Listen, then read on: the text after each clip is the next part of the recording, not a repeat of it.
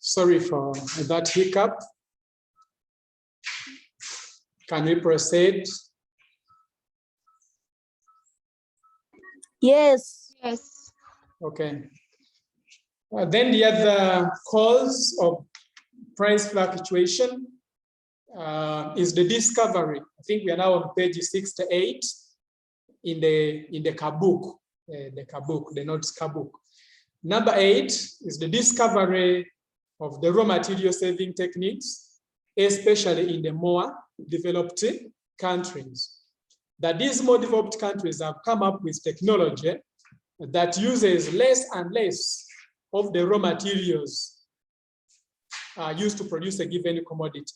Where they needed maybe 100 kilograms of the commodity, they now need only 30 kilograms of that very raw material, but still produce the same commodity. If you could recall the example that I gave, especially to you ladies, it's in the name of fashion. Once they used to produce those very long dresses with the arms up to the waist, then as long and tall, up covering even the ankles. But they kept on reducing and requiring less of the raw materials. Very good. That's Joan. The shows, the Baka show. You can even mention as many shows as possible. The ones you know, the Kundi show, the Armpit show. So many, and so many. So these now need less and less of the raw materials. And that brings about a fall in the demand of agricultural commodities. So the demand of agricultural commodities, for example, cotton, keeps on reducing and reducing and reducing. And as demand reduces, what happens to the price? Prices also keep on reducing. So this brings about falling prices of agricultural commodities in the market. Then the other cause was changes in the cost of production, That also the inputs used in agriculture, their costs are never stable. For instance, the cost of fertilizers, the cost of farm equipment, maybe the hoes, the tractors, talk about fertilizers, the seeds themselves, talk about maybe the packaging materials, the costs, even the cost of labor is never the same. It keeps on fluctuating. So sometimes the costs increase, sometimes the costs are reduced. So where we have an increase in the cost of production, increase in the cost of fertilizers, increase in the cost of raw materials, increase in the cost of seeds, increase in the cost of pesticides, maybe herbicides. Whenever their costs increase, farmers buy less of them. This means that they're going to participate less in agriculture. They buy less of the seeds and therefore plant less of the commodities. This brings about a limited output or a decrease in supply of agricultural commodities, bringing about scarcity and a rise in the price of agricultural commodities. But where we have a fall in the cost of production, a decrease in the costs of production, now farmers can able purchase a lot of these farm inputs. They can purchase a lot of farm fertilizers, a lot of farm, maybe herbicides, a lot of pesticides, a lot of seeds, and therefore plant a lot of crops. And at the end of the day, that brings about an increase in supply and a fall in the price of agricultural commodities. So increase in cost of production brings about increase in prices, and a decrease in cost of production brings about a decrease in the price of the agricultural commodities. Then the other point was the poor surplus disposal mechanism, poor surplus disposal mechanism. That is basically by the developing countries or the LDCs, low developed countries, Uganda inclusive, that the way they handle surplus output is not good, is not well organized. Meaning that when they produce a lot of commodity, when there is surplus output in the market, everything has to be taken on the market for sale. There is no policy or method of storing such excessive output. And therefore, everything is taken to the market for sale. This brings about increase in supply, but a fall in the price. Then in another season, when there is scarcity of a commodity, prices automatically increase. Why? There was no method of keeping the surplus, which would have been put on the market in times of scarcity of the commodity. Then the other point is the weak bargaining power or the weak international commodity agreement in the world market, or what we can say, the dictation of prices of agricultural commodities by the major buyers, which are the MDCs or the more developed countries. That what we call the international commodity agreement, these are associations of countries that produce and export similar commodities. For example, we have the International Coffee Agreement, where Uganda is a member. So this means that we sell commodities as a group, but our group or our association is quite weak. It cannot ably dictate prices of these commodities or decide on the prices of the commodities. And therefore, the prices of these agricultural commodities are dictated by the major buyers. Who are the major buyers in the international market? They are the more developed countries. So look at a scenario where the buyer is the one to dictate the price of the commodity. And in most cases, they dictate no prices. So this is what happens in the world market. Whenever LDCs or developing countries supply a lot of commodities in the world market, when Uganda produces, Brazil produces, Kenya produces coffee, and all of us take to USA to buy, when there is surplus output, USA automatically dictates a decrease in the price because they have a lot of commodities in the country. So that brings about a fall in the price. But in another season, when, for instance, Uganda has produced less, Brazil the same has produced limited output, and there is a scarcity of such a commodity in the international market, the major buyers of the US and other developed countries dictate an increase in the price of the commodity because there is scarcity of the commodity in the market. Then we have poor planning by the farmers, or we have the many producers of agricultural commodities. Poor planning. That because there are very many participants in agriculture, of course, we even know that agriculture is the backbone of the country. One of the reasons is because it is the major employer, that almost 70% of Ugandans engage in agriculture, either directly or indirectly, but majorly directly, whether as commercial farmers, just as Met and others, or as peasant farmers. That's those that carry out agriculture on a subsistence basis. Now, because there are very many millions of farmers, planning becomes difficult. They can't sit on a round table and say, let us this month or let us this season produce limited output of this commodity. Or maybe this section of the country engage in production of matoke. This section of the population engage in production of sugarcane. They cannot plan for that. And therefore, because many of them engage in agriculture, there is a surplus output in a given season. And that brings about a fall in the price. But again, because there are very many, they don't even learn what we say. that they don't learn from their past mistakes. They don't learn from their past mistakes. They plan to produce their output based on the current prices of the commodity in the market.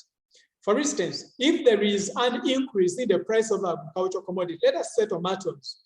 If tomatoes are expensive in this season, let us say season 1, farmers engage in production of tomatoes the following season, maybe thinking that the prices are also going to be high. So maybe if I can elaborate that more.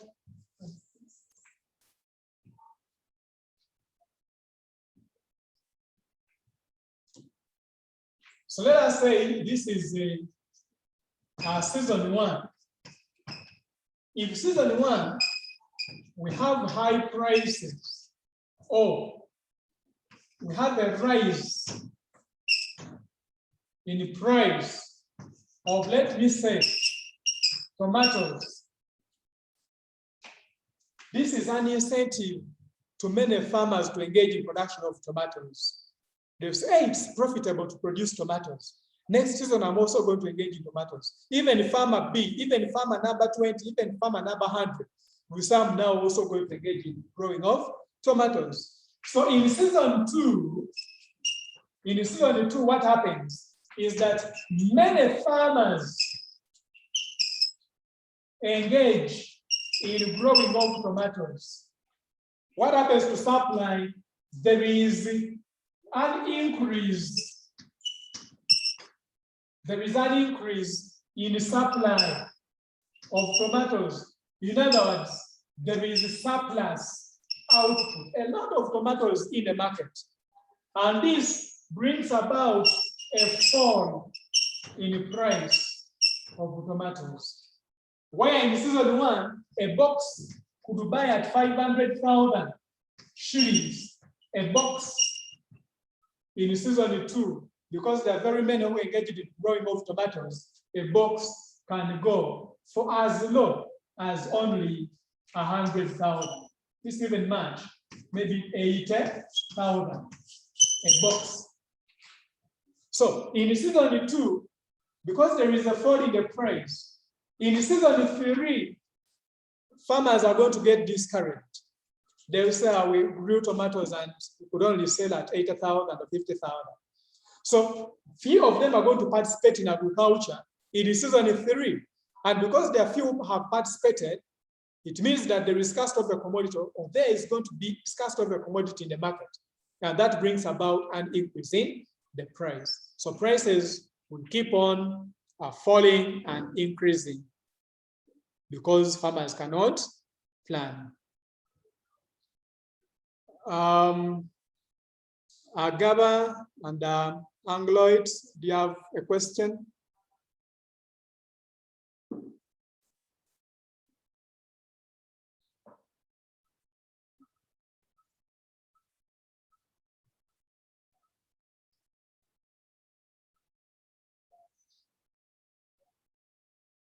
Hello.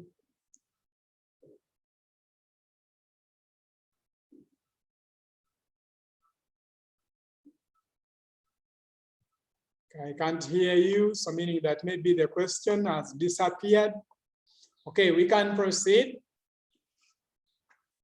Teacher, she was telling you to repeat, to help repeat point 11 and 12. Point 11 and 12. Okay, I was still on point 12. Point 12 was the poor planning by farmers.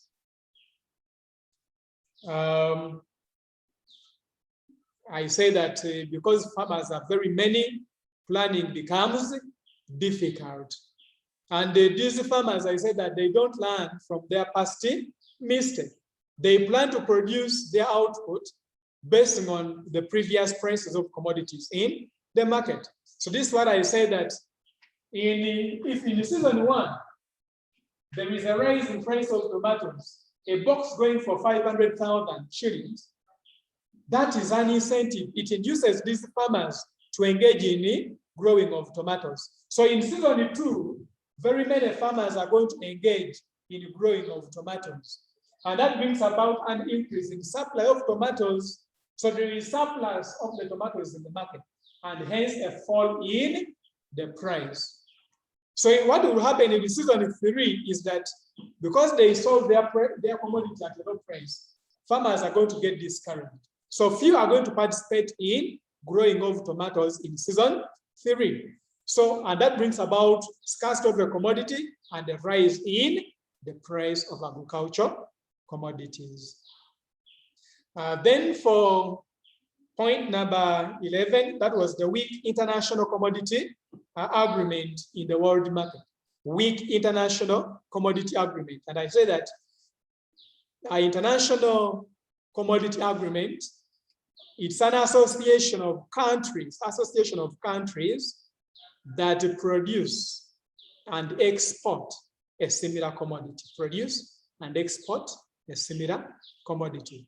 Like I gave an example of the International Coffee Agreement, where Uganda is a member, with other countries such as Brazil, Mexico, and even our neighboring country like Kenya and even Cuba. So they are members of the International Commodity Agreement. But these international commodity agreements are very weak.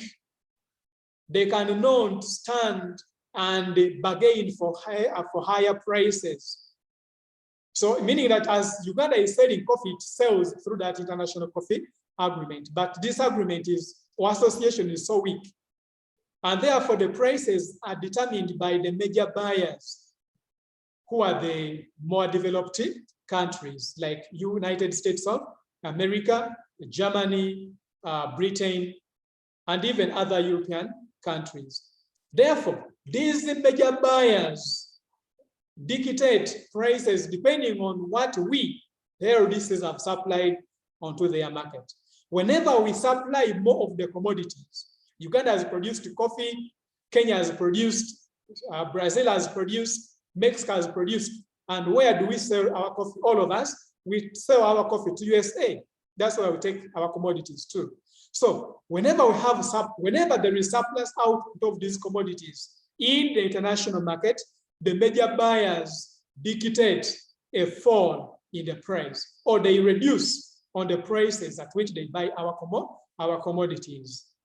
Then in another season where there is limited output of agricultural commodity and therefore limited supply of the commodity on the international market, these major buyers now increase on the price due to the scarcity of such a commodity in the international market. So prices keep on increasing and reducing.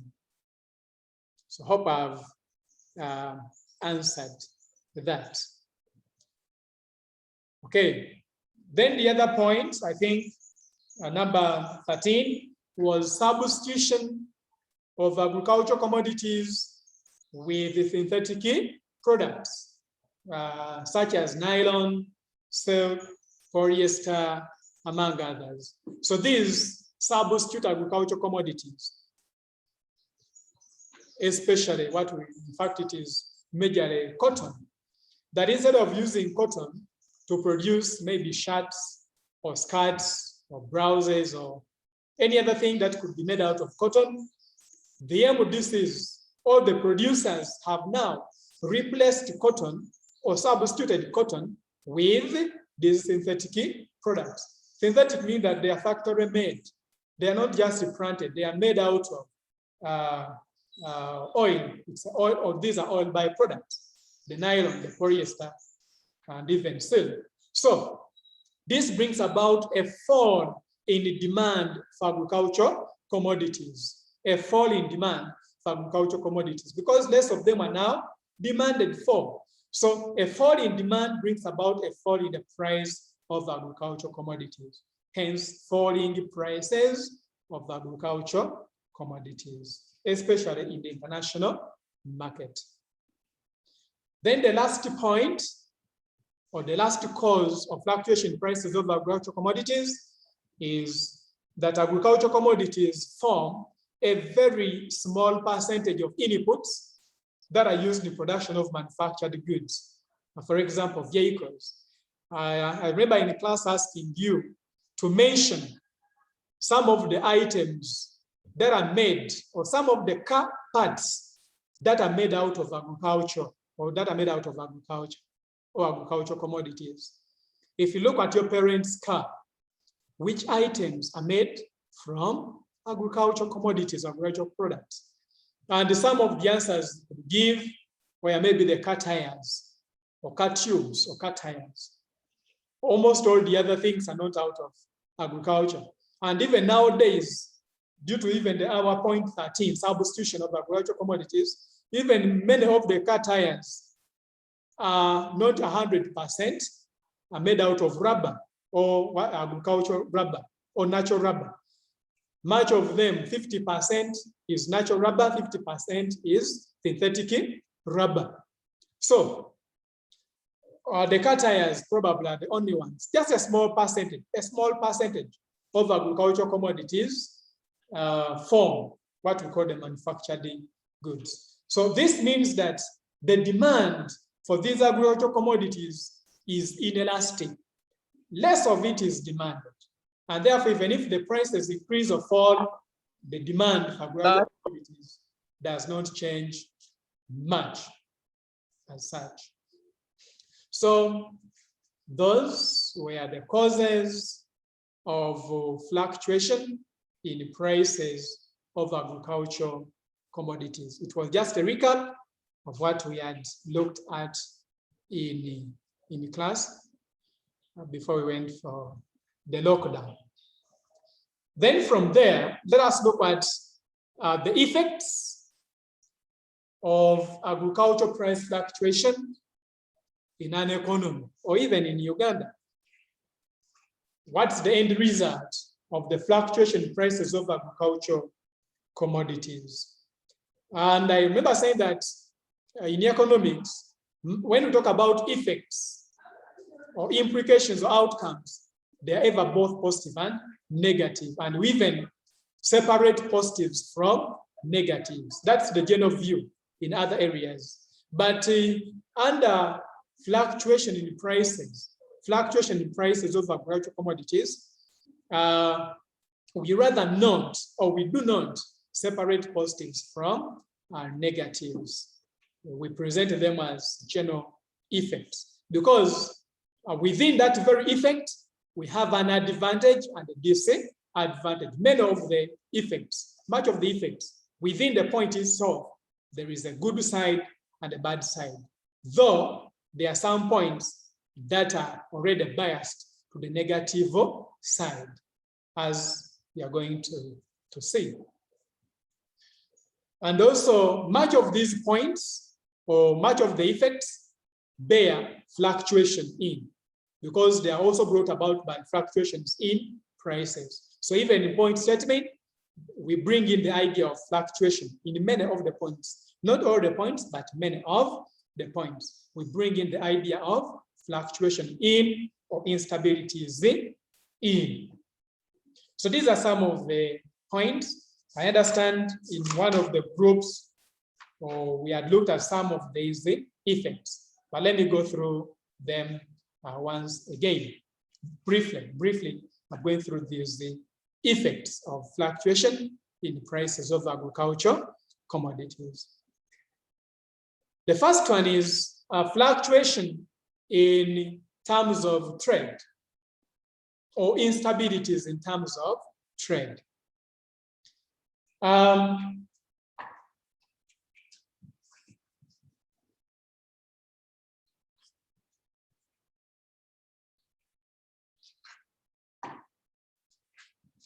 So if you talk about effects, if you talk about terms of trade, TOT, terms of trade, here we're looking at the relationship between prices of our exports vis-a-vis of prices of imports. The relationship between prices of the country's exports and the prices of its imports. The relation between these two is what we call the country's terms of trade. So the country's terms of trade are never stable due to fluctuation in prices of agricultural commodities. The terms of trade also keep on changing. They can improve or they can worsen. How do they improve? Terms of trade improve if we export commodities at increasing prices. So if the commodities we sell to the outside world, if their prices are increasing relative to the price of our imports, that maybe the prices of our coffee or the price of coffee is increasing, but maybe the price of computer is constant or reducing, then there we say we have improving terms of trade. So whenever there is an increase in the prices of exports or prices of agriculture exports, increase in prices of agriculture exports, it brings about improvement in the country's terms of trade. We are selling our exports at increasing prices relative to the prices of imports. However, when we export our agricultural commodities at falling prices, that brings about worsening terms of trade. Our terms of trade worsen. So that is our first point. Fluctuation in countries' terms of trade. Then it also brings number two, price fluctuation leads to seasonal unemployment.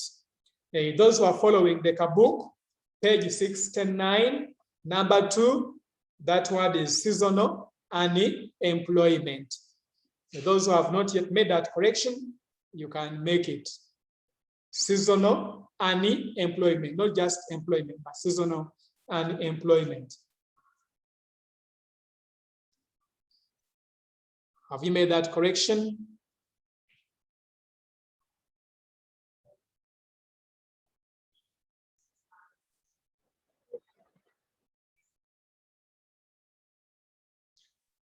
Ladies, can we proceed? Yes, teacher. Okay. So, Teacher. How does the unemployment come about?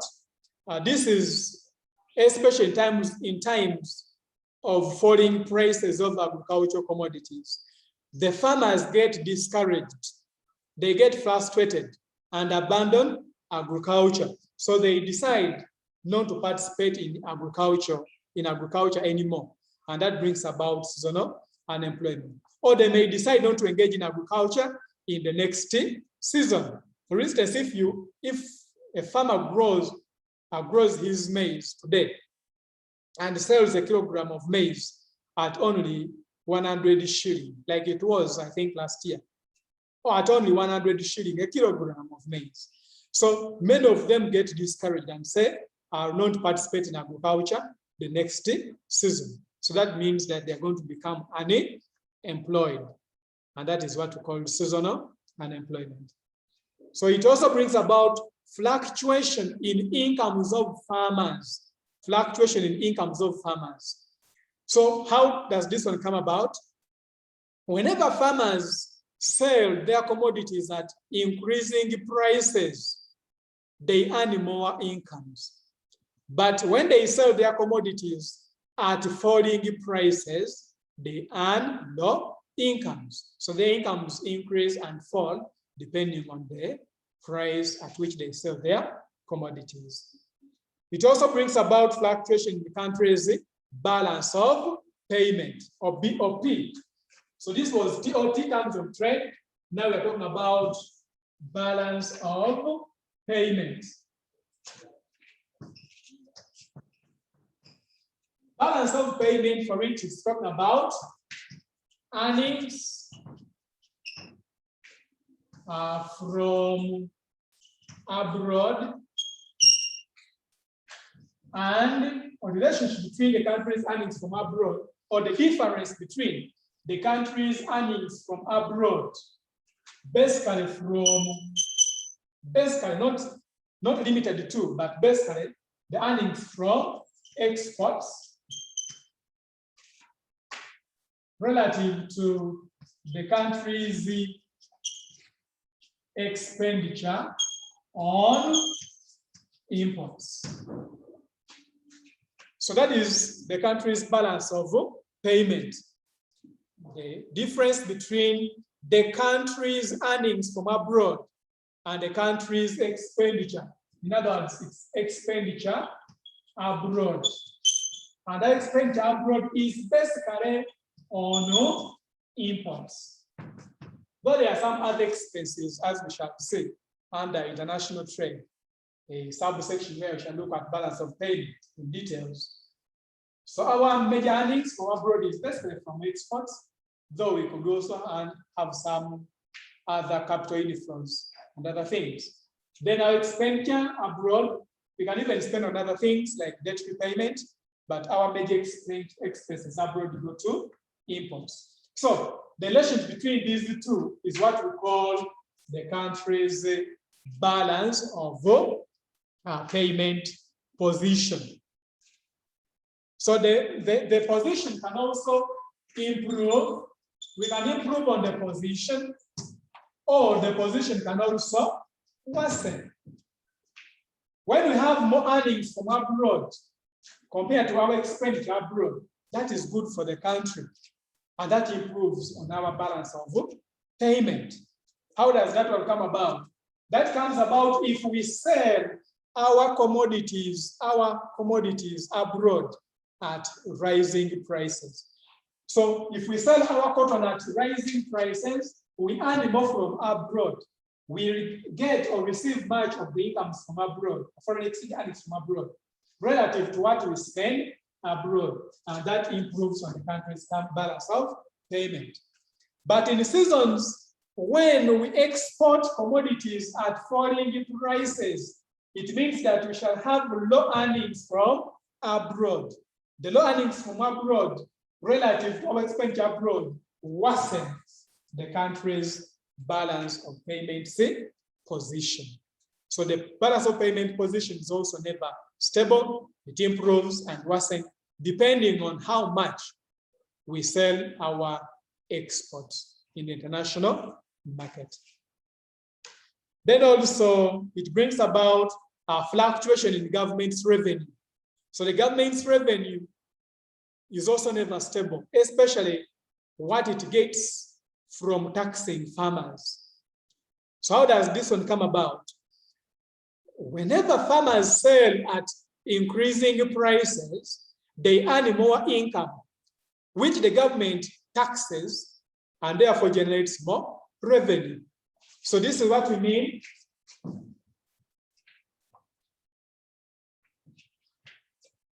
That whenever we have a rise in price, this brings about a rise in income of the farmers. They sell their commodity at high prices and they have earned more income. The government charges a tax on that income and therefore generates more revenue, increase in government revenue. An example, for example, the pay as you earn. The more income, the more earnings you get, the more tax rate you pay, the government gets more revenue. However, when these farmers sell their commodities, whenever there is a fall in the price of the commodity, farmers' income is reduced. There is a fall in income of the farmers. And this means that the government imposes less of the tax and therefore brings about a fall in government's revenue. A fall in government's revenue. So the government's revenue sometimes increases or reduces depending on the price at which these farmers sell their commodities in the market. Whenever they sell at increasing prices, the animal incomes, the government comes in and imposes a higher tax, thereby generating more revenue. Then we're on page 70, that the government planning, which is based on what it's expecting to get, also becomes difficult. So planning depends on what you expect to earn. If you are to make a plan or to make a budget in simpler terms, if you are to budget, your budget to be effective and successful, you have to be in the know of how much earnings you have. But here, the government is never, the government never has no idea of how much it's going to get after taxing these farmers. It's never in the know of how much revenue it's going to get. And therefore, its plans sometimes are never achieved and implemented as they would have been. So what does it mean? The government may say, let us say, we are going to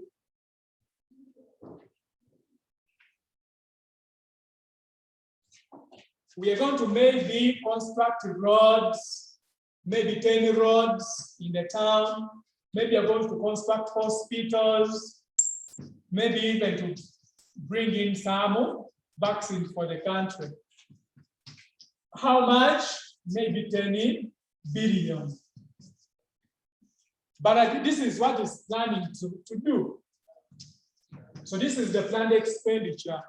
But at the end of the day, what they receive from the various sources is only 5 billion. Maybe due to falling prices of agricultural commodities. It's never stable, it's unknown. Sometimes you plan for 10 billion, but in actual sense, you end up getting only 5 billion. Maybe because these farmers sold their commodities at falling prices.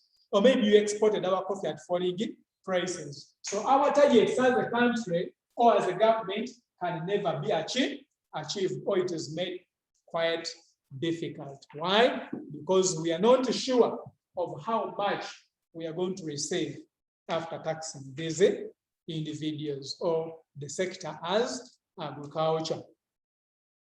Then it also brings about instability in the country's foreign exchange earnings. Foreign exchange earnings or foreign exchange. These are foreign currencies. So what we get in terms of dollars, in terms of pounds, in terms of yen, rand, it's also never the same. Our earnings from abroad in terms of these foreign currencies keep on fluctuating. They increase in times when we sell our agriculture exports at increasing prices. Then these foreign earnings reduce as we sell our agriculture exports at falling prices. Then also it brings about speculation and the irrational use of land.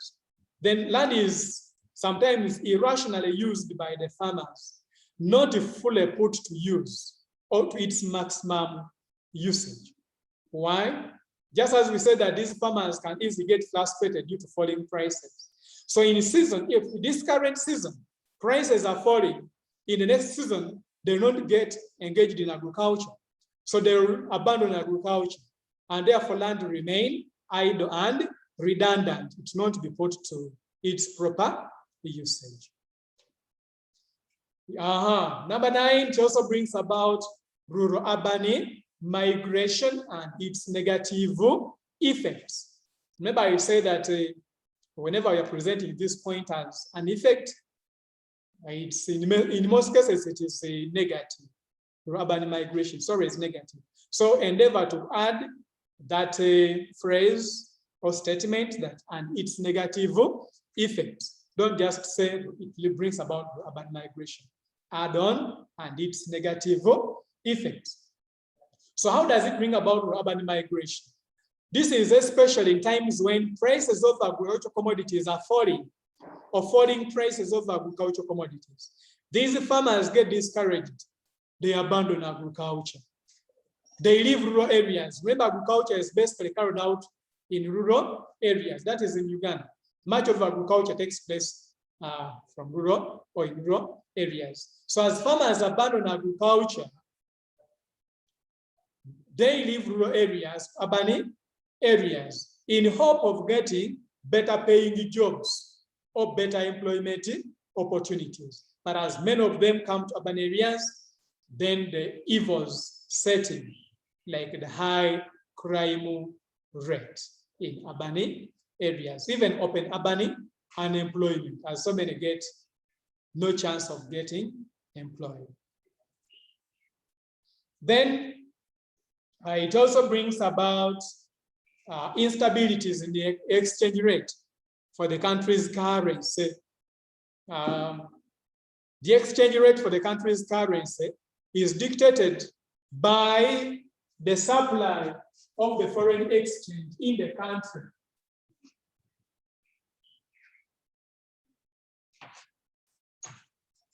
Exchange rate for the country's currency. It's dictated by the supply of the foreign currency, especially foreign currency in the country relative to our domestic currency. For instance, having $1 equaling to 3,650 Ugandan shilling. Maybe that's the current exchange rate. So, this is exchange rate A. Exchange rate B, $1 equaling to 2,000 Uganda shillings. Our Uganda shilling is weaker. Why? You need much more of the shilling to buy just $1. So we have a weak UG shilling in A. Then in B, it's a little bit stronger. Why? You need less now of the Ugandan shilling to buy the same dollar. But the exchange rates, for us, we just already see them in Forex bureaus. We don't know how they come about, but we shall look at this in more details under international trade. So how does this one come about? It is basically dependent on the supply of the US dollars in the country. If we have less of the dollars in the country, means that you need much of the Ugandan shilling to buy just $1 because it is scarce. You need much more. Hello? Yes, Chika. Hello? Hello? Yes, please. What about it? I'm not getting Hello? Is that one?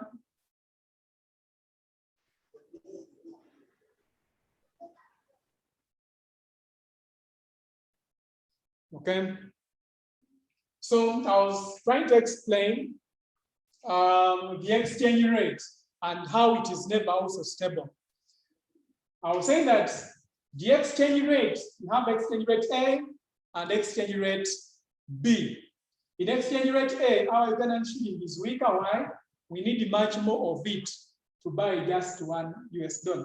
In example B, it's a little bit stronger because you need less of the Ugandan shilling to buy the same dollar.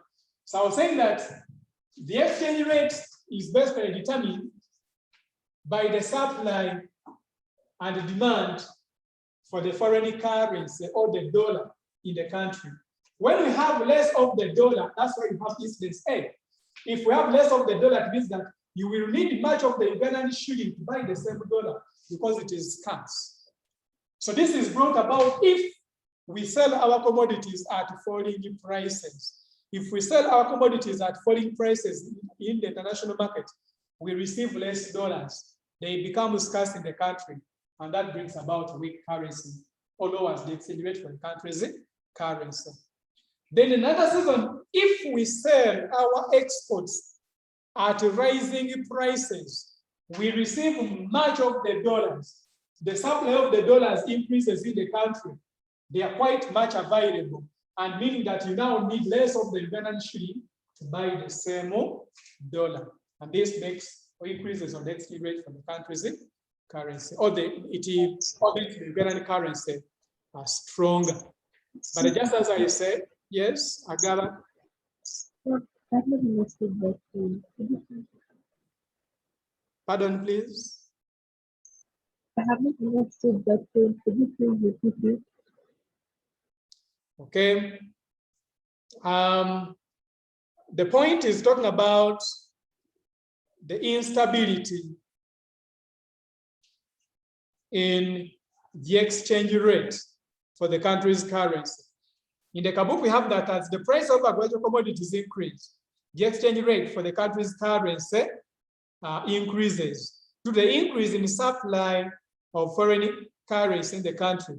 But as the prices of agricultural commodities fall, the exchange rate for the country's currency also reduces due to the fall in the supply of foreign currencies in the country. I said that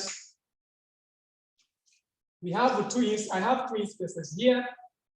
This is the exchange rate for the country's currency, and I'm using an example of US dollars.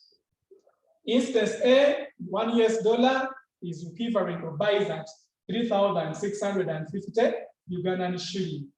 Then instance B, the same US dollar is buying at only 2,000. And I was saying that here, the Ugandan shilling is weak. Why? You need much more of a Ugandan shilling to buy just a unit of the US dollar. But in example 2, the Ugandan shilling has now gained more value because you need less of it to purchase the same dollar.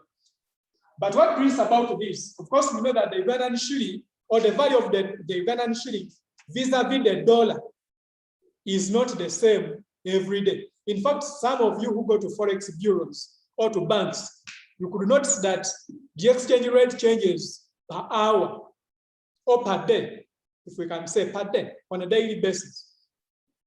That today it is this, you may find that tomorrow it is 3,700, the other day it increases, it reduces. So it keeps on fluctuating. What brings about that is the fluctuation. Sometimes it's due to the fluctuation in the prices of agricultural commodities that we sell abroad.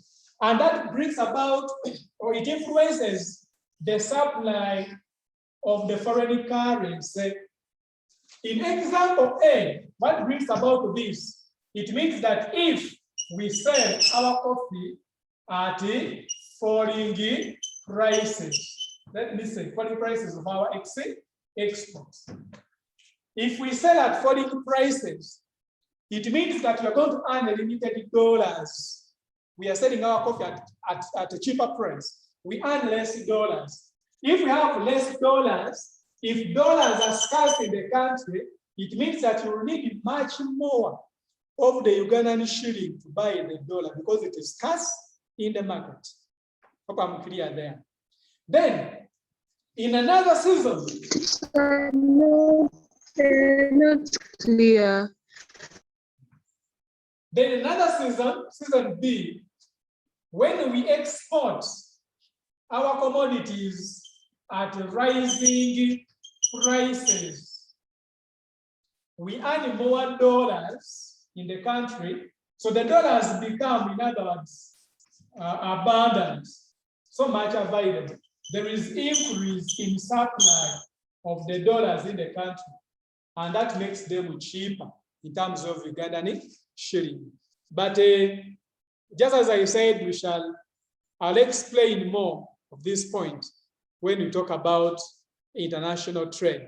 And we even look at much more of the reasons as to why you have the demand or the factors influencing the demand and the supply of foreign exchange, foreign currencies. But as for now, allow me to end there with that explanation of that point, but I'll emphasize more when we talk about international trade. But just what you have to know is that as we have increasing prices of agricultural exports, this is what happens. The exchange rate increases for the country's currency. But as we have falling prices of our exports, then the exchange rate also worsens. Then we also have another effect, which is it worsens income inequality. Worsens income inequality. Of course, income inequality, that is the difference, or the difference between the rich and the poor, the economic gap between the rich and the poor.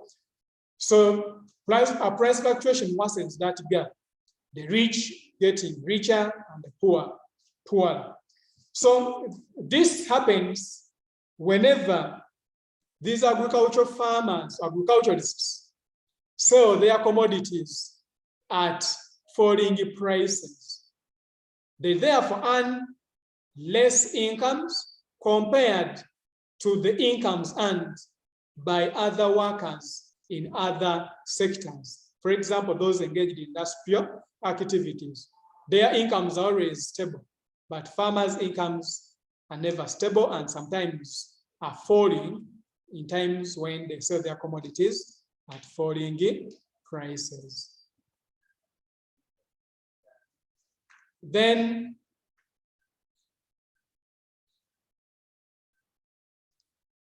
okay, let me look at here.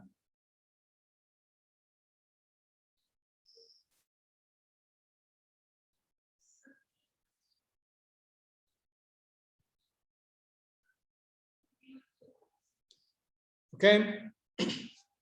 Then number 12, that investment in agriculture is discouraged.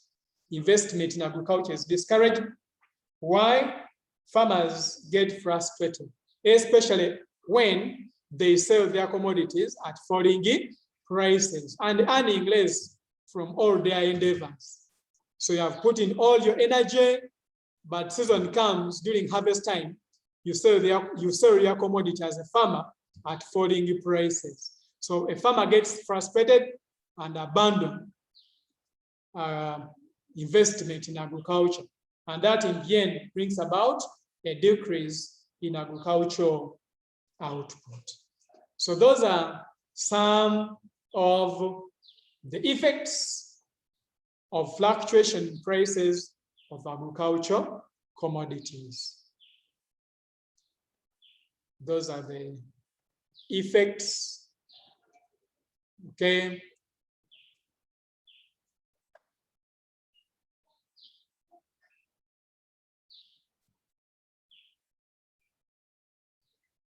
Angloid is saying that I'm still lost.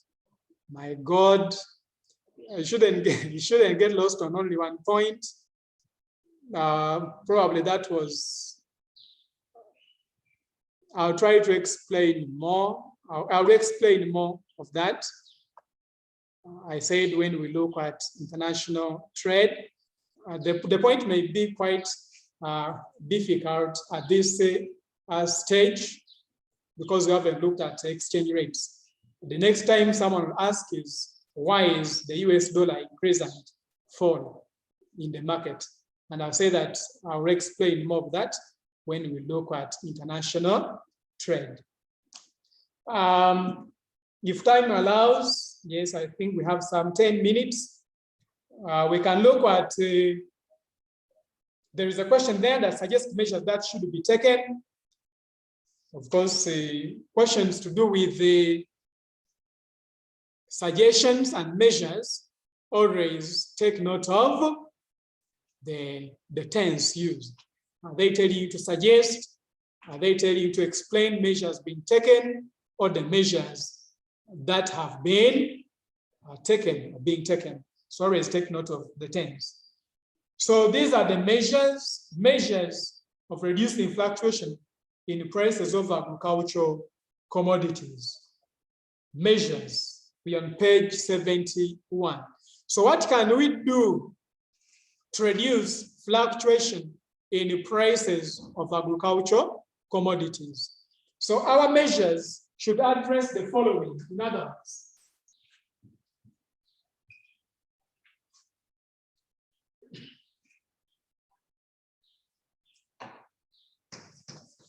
The solutions. One, we shall look at measures that stabilize supply. If we stabilize supply, then this results into stable prices. Stable prices. Oh, we look at things that will bring about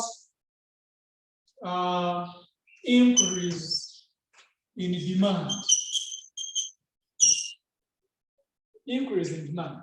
And of course, this will bring about increase in price, which is a good thing on the side of the farmers. There is no problem if these farmers sell their commodities at increasing prices. That's good and better, even for the entire country. If we sell our coffee at increasing prices in the international market, there is no problem. The problem comes in if they are falling prices of agricultural commodities. So we should have to fight that.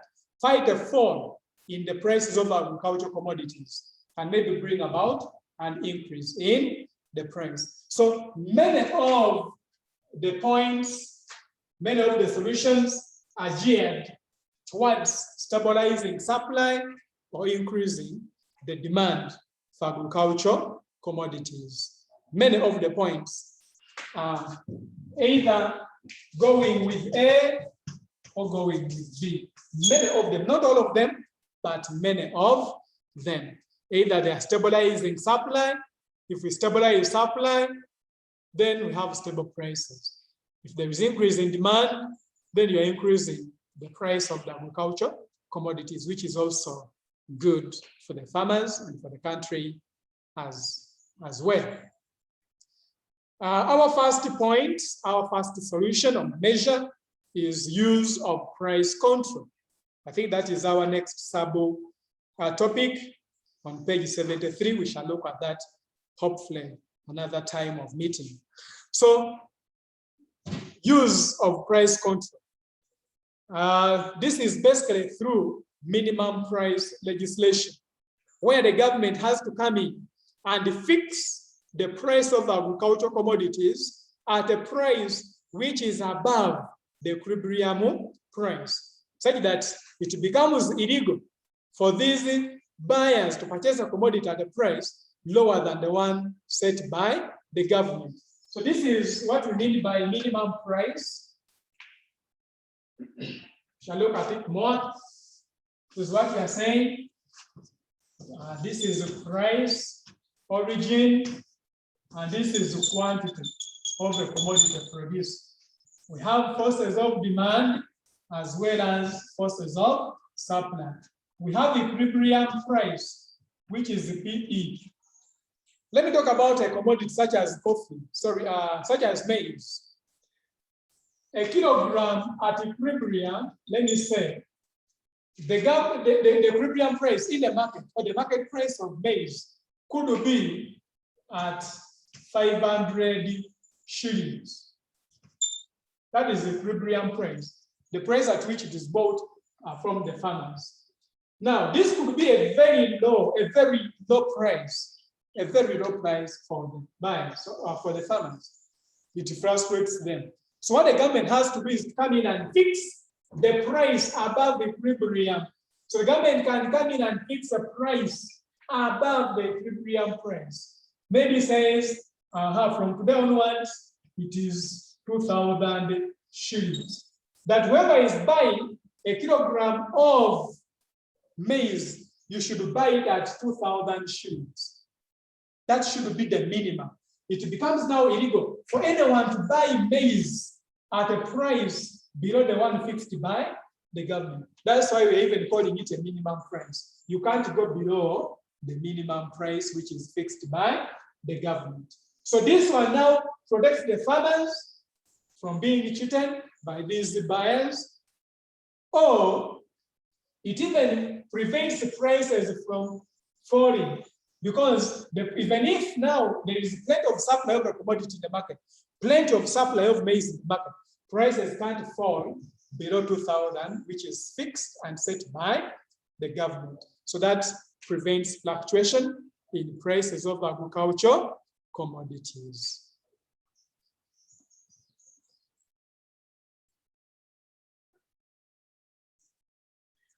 Lynette was asking, is international trade a topic of its own? Yes, it is. Yes, it is. It's a topic of its own. And we shall look at more of that when we reach international trade. It's an interesting topic. Some of you have already looked at it in your O level, those who offered commerce. But to some of you, probably even in primary, would have looked at it. You never know.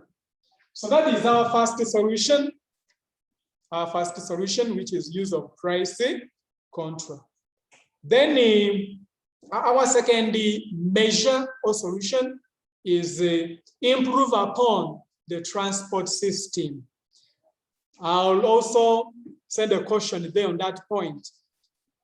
If you are studying it as a measure under price fluctuation, we always refer to it as transport system, not infrastructure. Students always want to write it as improve on the infrastructure. No, here we are very specific. It is a transport system, because we shall look at even other measures that are to do with the infrastructure. So infrastructure is quite general and universal, but here we are very specific, is improve upon the transport system. So what is the idea behind? If we improve upon the transport system, it becomes easy now to move commodities from areas of production where they are in surplus to areas of consumption where they are scarce. These limits, therefore, fall in prices in areas of production and the rise in price in areas of consumption. So this is what we are saying.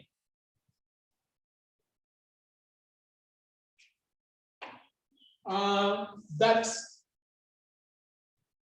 here, areas of surplus or areas of plenty, maybe it is the Arua, as we say. Then areas of scarcity,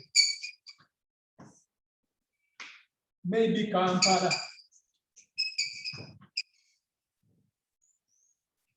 Areas of scarcity, we may have an increase in the price because commodities are scarce. Areas of plenty, we have fall in price. So how can we prevent this? A fall in the price in Arua is by developing a good transport system to transport these commodities where they're in plenty of surplus output.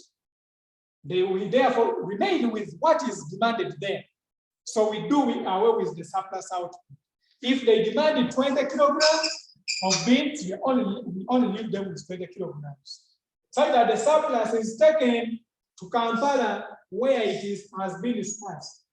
Therefore, we do away with the scarce of the commodity in the area because we have now transported the commodity from the area of scarcity, from areas of surplus output or plenty to areas of scarcity.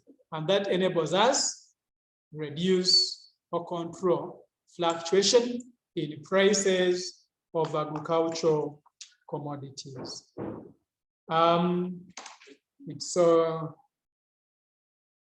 It's time. Allow me end my lesson at this moment. I wish you a lovely week. Stay safe. Thank you for teaching. Thank you, teacher.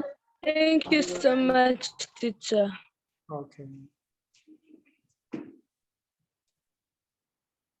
Have a nice day. Thank you.